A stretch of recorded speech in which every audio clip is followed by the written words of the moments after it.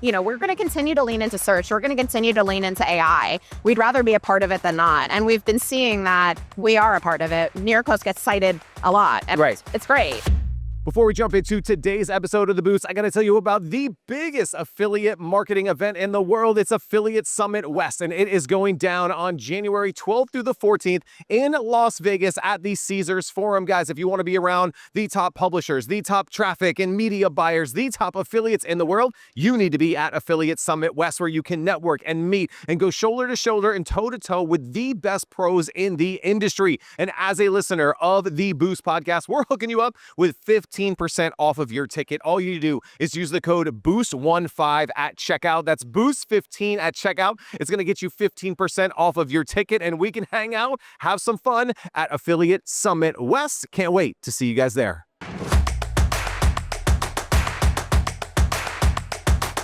Hi, welcome back to the Boost presented by Affiliate Summit and the Grommet. I am your host, Greg Rollett, and we are here live in the middle of Affiliate Summit East, like just hanging out. I'm here with Jackie Goldstein. I've been looking forward to this one for a while. I've got to interview one of your colleagues, Barrett, before, and we've had a blast. You're the VP of Commerce over there, and we're hanging out at Affiliate Summit. Yeah, it's great to be here. We're like literally in the middle of everything right now. Which is like, some people like love it because like it just, you're just in the mix of it, and some people are like, oh, these people are walking by. Yeah.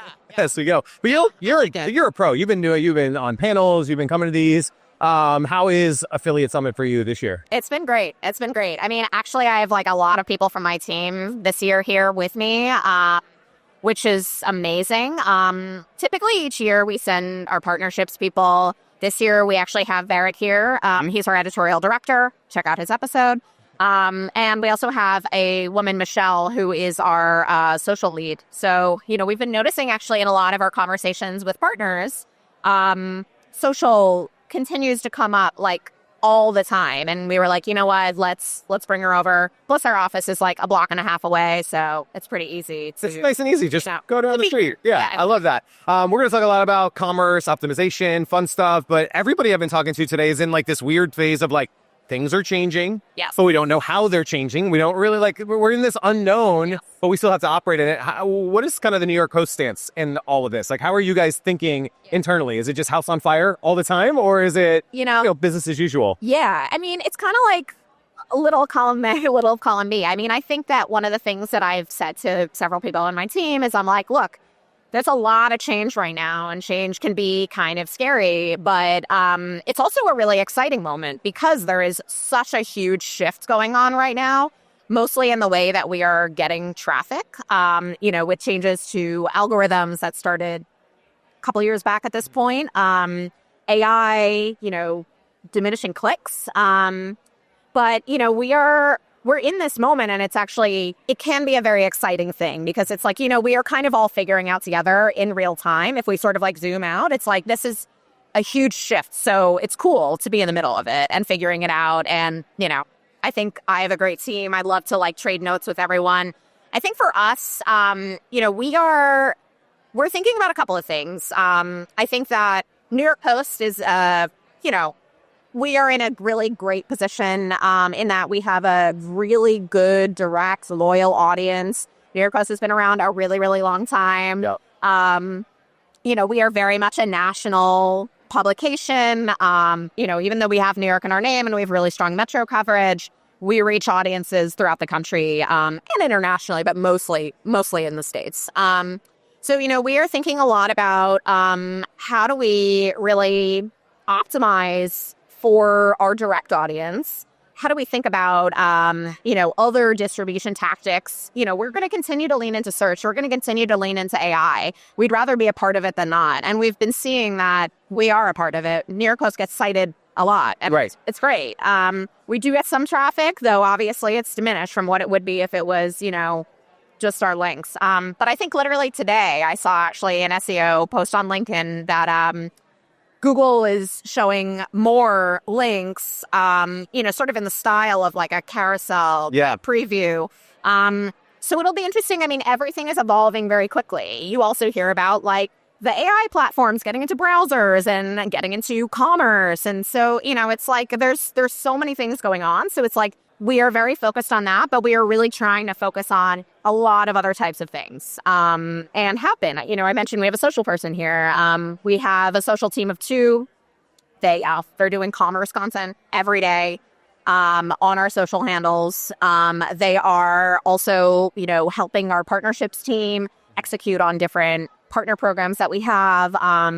So, that's like one piece. And I know you're like Mr. Newsletter. We're very excited about newsletter. There's a lot of things that we're kind of working on. And we're also really fortunate in that we have a lot of freedom on like our homepage of the New York Post, which is a very powerful place for us. Lots of audience comes direct there. Also like we notice generally like if someone comes in from the side to an article page, if they are going to make another click, it's to the homepage. To the homepage. It's the logo. Yes, they want to see the headlines. They want to see what's going on. Exactly. So, we are fortunate in that we can leverage that really well and easily year round. So, yeah, we have a lot of good things that we're continuing to, evolve. So we're excited. Love that. Well, as the VP of Commerce, where does commerce sit in all of this? Because I'm sure there's an ads team, there's a brands team, where does commerce fit into this? Yeah.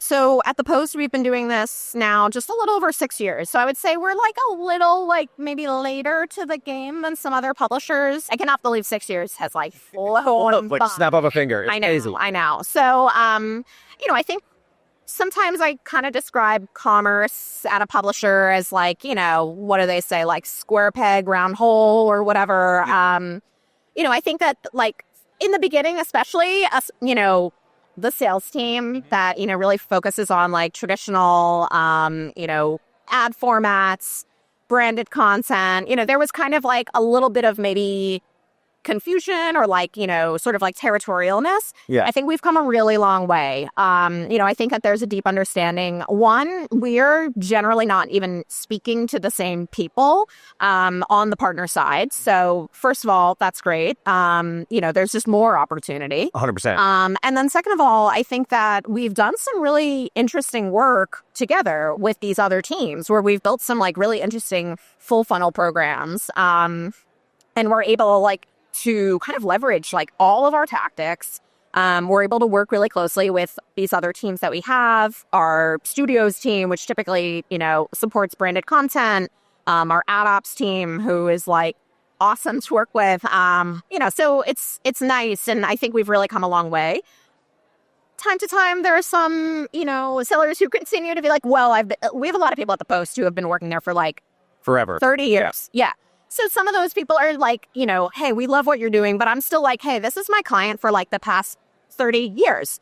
So, we have to figure that out, but it's always been like a really friendly, like we all are on the same team kind of thing. So, which is great. That's what you want want to make it work. Yeah. Exactly. All right. So the Post obviously has a distinct voice, as does some of your other publications. As you're looking for, partner programs or affiliates or performance-based brands, how do you take that unique style and partner it with the brands? That's a big piece of it. Yes. So I think that, one of the things the Post is, we literally have posters in our office that are like, a good headline kicks you in the eyeballs. Like we are very like, in your face. Sound apologetic is the word I had in my notes. Yeah.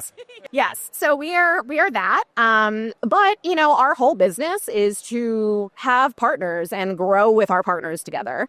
This is the performance model. We want to, we do not want to make fun of our partners. We're some parts of the Post, lean into that a little bit. And I think we've been able to find this like really great balance where we can be fun and loud and interesting and create content that's like really compelling and like equally fun to read. Headlines, I think the New York Post is like known for headlines and like the cover and like we'd love to play with that. We'd love to get creative there. So, I think that like on the edit side, we're thinking about that all the time. We're like, how can we have some fun with this?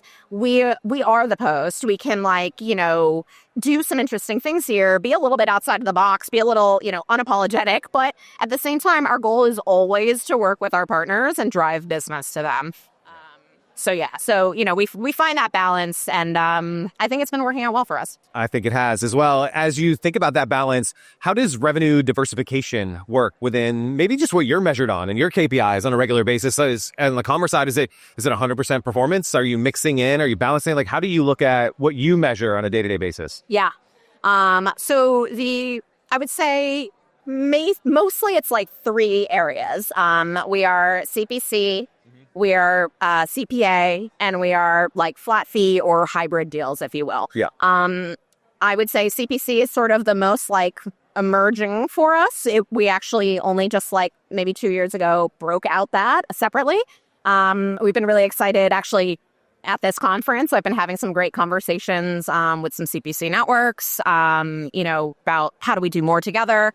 So that's been really, really exciting for us. CPA has been our bread and butter really since the beginning, and flat fee has been huge for us.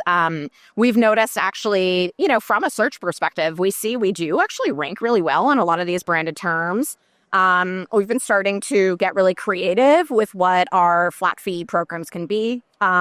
Maybe about almost 2 years ago at this point, I think, we brought in a man, Al Murillo, who is leading our partnerships group, and he's awesome. He should probably do this podcast at some point. But yeah, so we've been really kind of like growing on the flat fee side too. And, continuing obviously to nurture our thriving CPA business. And is there a blended piece of that too, or there's some flat fee, and then how do you keep that editorial integrity when they're paying you, but you're also getting performance, so you want it to convert? Like, how do you guys think about that? Yeah. So, I think it's something that you have to be very thoughtful of because we do also have a branded content team. So if we're doing like sponsored flat fee content, like we need to distinguish it from our branded content. Right. We consider them different things.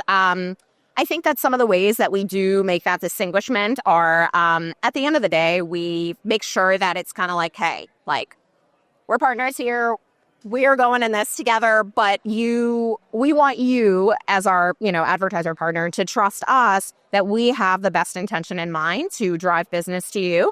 But at the same time, we know the New York coast the best, and we know what's going to work for our audience. So, we are very open. Like, let's say we're working with a fashion brand and they're like, hey, like, I don't know, like button-down shirts are like a huge priority for us right now. We love to hear that information. We love to hear, hey, what's selling well for you right now? And then we kind of like take that in and just sort of figure out something that makes sense for our audience and with the partner too.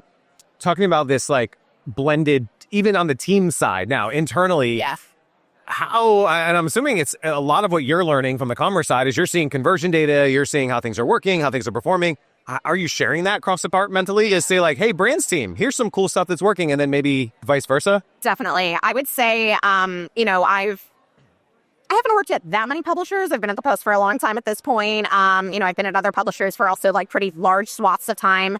And I talk to other publishers, who work on commerce teams, a lot of people with like my role. And I know that the setups, can be kind of different depending on where you are. I think that the setup that we have at the Post that I've been able to establish that everyone feels comfortable with, there's been a lot of trust built where we're like, hey, we are comfortable sharing this information with our edit team. We still think that we can have that integrity and that balance, and that's super important to our editorial leadership especially. But, we feel that we can share this information, we can work closely together, and it'll just make us stronger. Are there any like roadblocks or pitfalls that maybe other publishers should look into that maybe you guys have learned from in sharing some of that data? Because like you said, there's the person, I've been doing ad sales for the last 30 years, and then here's hotshot affiliate marketer coming in, right? And so how do you cross those barriers? Yeah, I think that especially internally, it's like always important whether you can be the one to convey this to your team or if you need to lean on maybe your manager to sort of have a heart-to-heart, whatever makes the most sense, but just making sure everyone really knows, like, hey, we're all on the same team here. Yeah. We're all trying to figure it out. Like, I think especially on sales, when there's like goals and targets that are involved, that's also where some of the territorialness can kind of come in. Right. Hey, we can kind of figure this out, So I think that like we've been able to develop a setup that, and again, it's kind of built on like trust, understanding, knowing that we're all just trying to like grow together and like, all win for our team. Yeah. Now, because of that voice that you guys have, it allows you guys to maybe think a little more outside of the box than a traditional publisher who's just doing the same old 10 ways to this or 10 ways to that. Yeah. Anything that comes to mind of ways that you guys have looked outside of the box to create some really cool wins and some good promotions? Yeah, I mean, I think that, a couple of things come to mind. Our social team, I think, has been really, really clever. And I just want to shout them out for a second. They do a really good job paying attention, social listening, and kind of seeing what's in the conversation, and how can we kind of be a part of it in a way that is shoppable, that makes sense. Obviously not every news cycle has an opportunity like that, right, at all. But when they do, I think we're able to have some fun. And like, we've even literally seen, like one example, that kind of comes to mind is like, I'm trying to think. I mean, especially on the Page Six side, there's like, we lean in a lot to reality TV stars, and there's always drama. And, we will like have some fun with that. So, we might think of like products that make sense to become like a part of that moment that are our partners. So I think that we've done a really good job sort of blending that in. And, on the content side too, but social, I think, they have a little more freedom, liberty to try those things. Especially because it is like often fleeting, right. Because we post so much, or if it's a story, it's a moment, right? Like when Barrett and I talked, he was just like, hey, this event happened. We got to capitalize on it right now. So sometimes we win, sometimes we don't, but that moment is gone. Exactly. Pretty quickly. Exactly. Any advice to publishers who maybe want to stretch themselves outside of their comfort zone a little bit? Like, and maybe even as you're talking to your social team, like, hey, you have some leeway, but don't cross this line, right? Yeah. I mean, I think especially in a moment like now, there is, a lot of pressure because of all the changes. And I think, a lot of, folks on the finance side are still like, hey, we're still going to grow, right? So there's a lot of pressure to get everything right, and, maybe take less risk. And I think that can be a mistake. I think that, like, experimenting is important. I think that, one of the things that, like, other publishers should just keep in mind is, that. I mean, I think just, like, still, like, be unafraid, try new categories, try new partners, push your partners, work with them, have them like share more with you. Because I think even if it's a miss, you learn from it, and you can learn some interesting things about, all right, what are we going to do next time when we want to push the needle? Yeah. I think the news cycle is so fast too that you're allowed to take that risk, and it's a headline for an hour now, and so that risk doesn't feel as big as maybe it did in the past. 100%. Yeah. I talked to Barrett about this last year. So we filmed this about the same time last year. Q4. Yeah. It's coming up. Oh, yeah. It's crazy. And I've joked with everybody I've talked to today. I said, hey, if we have this conversation next year, we're going to have a whole lot of data about, did people actually use AI to shop? Did consumer behaviors change? But what is the Post thinking about going into this Q4 on the content side to think about all that you led this podcast starting with all these things that are happening? Yeah. And we want to get it right in Q4 because that's big revenue for us. Definitely. I mean, yeah. Oh my God, where to begin? Could go anywhere. Yeah. We just had a planning meeting a week or two ago where we were talking about specifically gift guides in this meeting. And it's a very fun thing to think about, gift guides. But that also seems like something that it can be hard to shop for gifts. That seems very prime for an AI, chat to kind of be something great to lean into and try.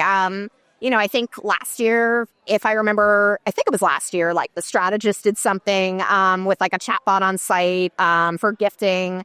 We had wanted to do something like that for years. And I'm like, they got to it first. But like, so I think things like that we'll want to experiment with. I think, hopefully we can make it happen in time. If not, I think that another thing that we're thinking about is like, how do we leverage, we're streamlining in certain respects with some of the changes on search. We had a lot of gift guides. Like, we had articles that were like gifts for 1, 2, 3, 4, 5, 6, 7-year-olds. And I'm like, is each different ones? I'm like, I don't know. We don't need that. We cut all of them. Right. We have gifts for like kids probably now. And we'll get clever about how we're... Do you think that's because of the SEO fragmentation? Like where maybe 3-4 years ago, it made sense to do gifts for 1-year-olds because of Google, and now you don't need that. It doesn't. And so, we've been thinking about it like that. How do we kind of streamline things and be smarter? Another thing that I'm so excited about is like we were also looking at some of the angles that we had been taking. We had like, best Christmas lights, best, things kind of like that. And I was like, hey, like, let's think about an interesting collaboration with like maybe our Metro team or our lifestyle team. Like, I don't know, for those of you who are not New York based, we have a neighborhood in New York called Diker Heights that is like famous for Christmas lights. Like people get like, literally you can take tour buses to like go down in December and like people take it really seriously. So I'm like, hey, like let's, try to have our edit team own this angle and we can figure out ways to optimize that. Like we can include links. We can ask, when we interview these people who are the ones actually doing the lights, since everyone just kind of like hires a company, because you gotta see like it is very, very it's like life-size nutcrackers like marching, like not marching or moving, but like just like stacked. It's amazing. I love doing it every year.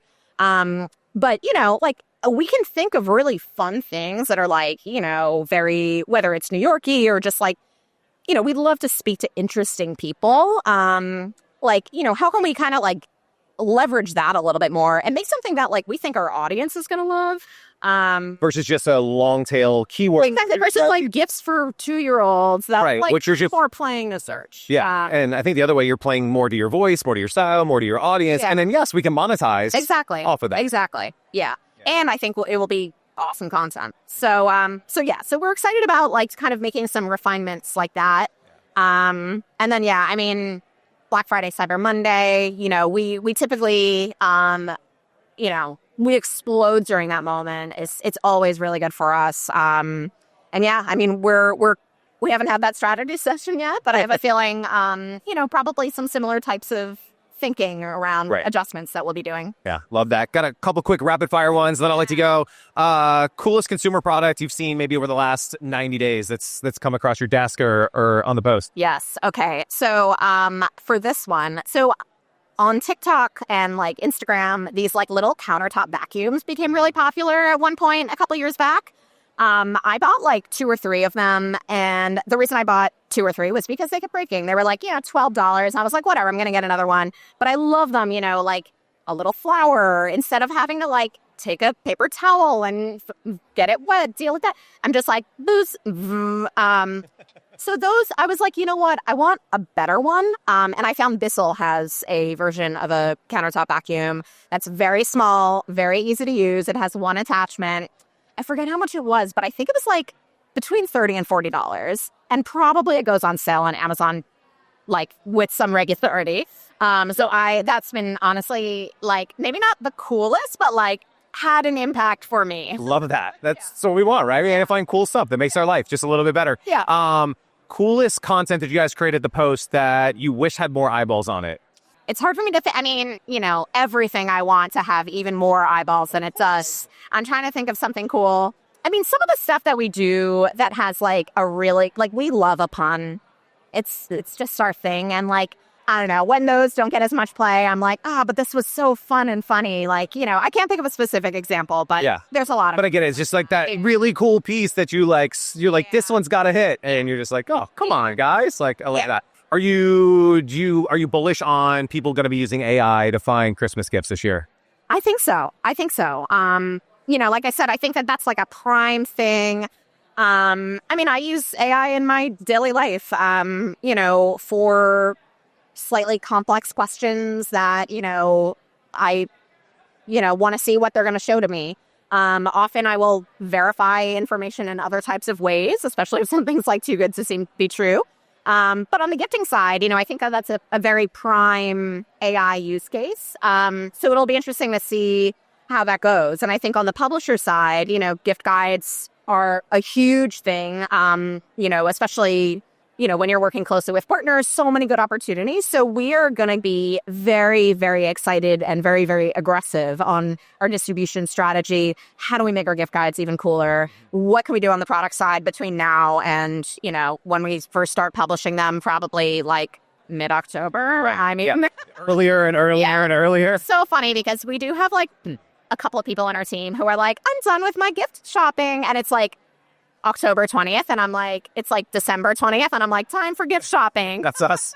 When are we going to get started? Yeah. So, but Love yeah. That. Yeah, great answer. Jackie, thanks so much for hanging out with me. Glad we got to do this. Hope you enjoy the rest of the show, and we'll link up all your socials and all the fun stuff, but we appreciate it. Thanks for doing this. This was great. Thank you for having me.